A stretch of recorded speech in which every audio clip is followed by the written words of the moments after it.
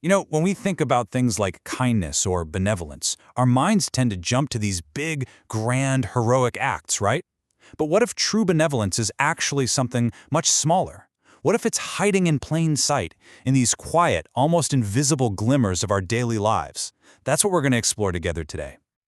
Okay, so what is benevolence really? For just a moment, let's forget about the big, flashy declarations and the public acts of charity. The source material for this explainer asks us to look somewhere, well, a lot closer to home. And wow, the way our source puts it is just beautiful. It says, benevolence has no form. It only glows gently in the smallest, most casual gaps of daily life. I mean, just think about that. It's not about the performance of being a good person. It's about seeing a need, no matter how tiny it is, and just quietly meeting it. All right, so let's actually look at these glimmers in action.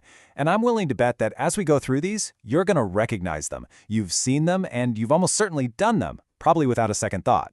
Because this right here, this is where true benevolence lives.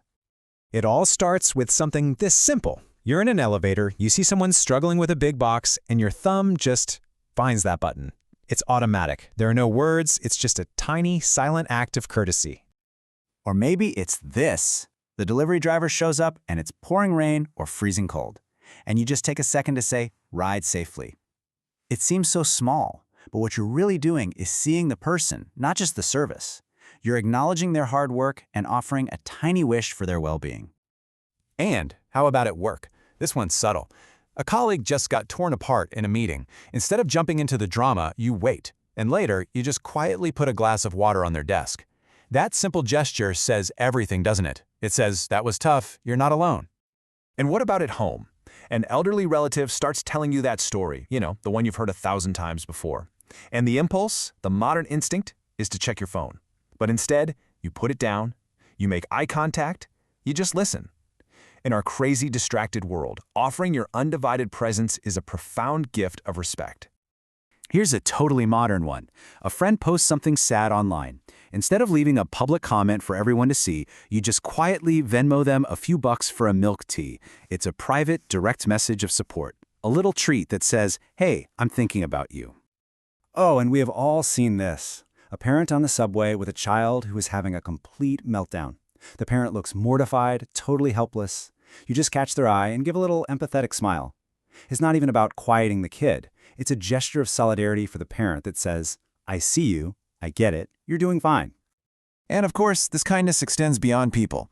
You're eating a piece of toast on your walk, you see a little stray cat looking at you, so you just tear off a corner and leave it on the ground. There's no audience, no expectation. It's just a pure, simple impulse to share. Now this one's really interesting, because sometimes benevolence is about what you don't do. It's late, you walk past the security guard, and you see they've dozed off for a second. Instead of making a noise, you just walk a little quieter. You choose to protect their moment of rest. A compassionate, unspoken understanding. And back in the digital world, a group chat argument is blowing up. It's so tempting to jump in and add fuel to the fire. But instead, you notice who's getting the most hurt, and you shoot them a private message. Just, hey, I'm here for you.